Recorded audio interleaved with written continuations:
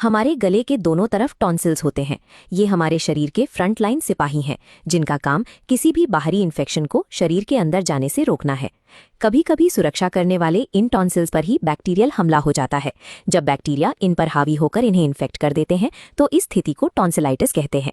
इस इन्फेक्शन की पहचान करने और इसे पूरी तरह से खत्म करने के लिए हम एक सटीक 3 स्टेप्स वाले क्लिनिकल प्रोटोकॉल का पालन करेंगे। इस मेडिकल रणनीति को सही ढंग से लागू करके हम शरीर के इन रक्षकों को दोबारा उनके काम पर तैनात करते हैं। सबसे पहले हमें बैक्टीरियल टॉन्सिलाइटिस की पुष्टि करनी होगी। इसके लिए एक शीशा लें, एक अच्छी लाइट या मोबाइल की टॉर्च जलाएं और अपने गले के पिछले हिस्से की जांच करें। निगलते समय दर्द, तेज बुखार और बदन दर्द शुरुआती लक्षण हैं। गले के अंदर देखें, अगर टॉन्सिल्स बहुत सूजी और गहरे लाल हैं तो ये इन्फेक्शन का संकेत है। इन पर दिखने वाले सफ़ेद या पीले धब्बे मवाद हैं जो बैक्टीरियल हमले को दर्शाते हैं। लाल सूजन और मवाद के ये धब्बे एक सक्रिय बैक्टीरियल हमले की पुष्टि करते हैं, जिसके लिए दवाओं का इस्तेमाल अनिवार्य है।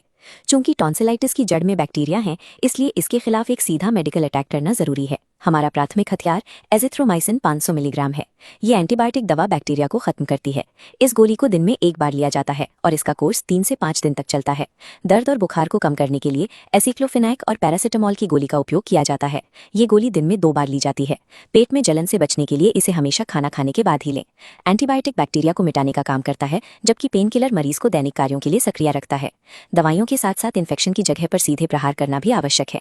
इसके लिए 1 ग्लास गुनगुने पानी में पोविडोन आयोडीन या साधारण नमक मिलाकर एक एंटीसेप्टिक घोल तैयार करें। इस घोल से दिन में 3 से 4 बार गरारे करने पर टॉन्सिल्स पर जमा मवाद साफ होता है और बैक्टीरिया के लिए वहां टिकना मुश्किल हो जाता है।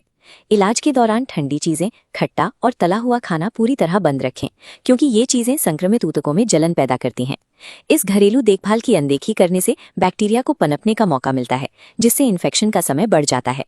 इस प्रकार विजुअल पहचान, दवाइयों का मैट्रिक्स और सख्त घरेलू देखभाल मिलकर हमारे रिकवरी प्रोटोकॉल को पूरा करते हैं। इलाज शुरू होने के दूसरे दिन दर्द कम महसूस होने पर मरीज अक्सर दवाइयां लेना छोड़ देते हैं। एंटीबायोटिक का कोर्स बीच में छोड़ने पर बचे हुए बैक्टीरिया दोबारा हमला करते हैं और पहले से ज्यादा प्रतिरोधी रेजिस्टेंट होकर लौटते हैं। पूरी तरह स्वस्थ होने के लिए आपको अपने एंटीबायोटिक का 3 से 5 दिन का कोर्स हर हाल में पूरा करना होगा। इस प्रोटोकॉल का आखिरी कदम तक पालन करने से गले की सुरक्षा दोबारा मजबूत होती है और भविष्य में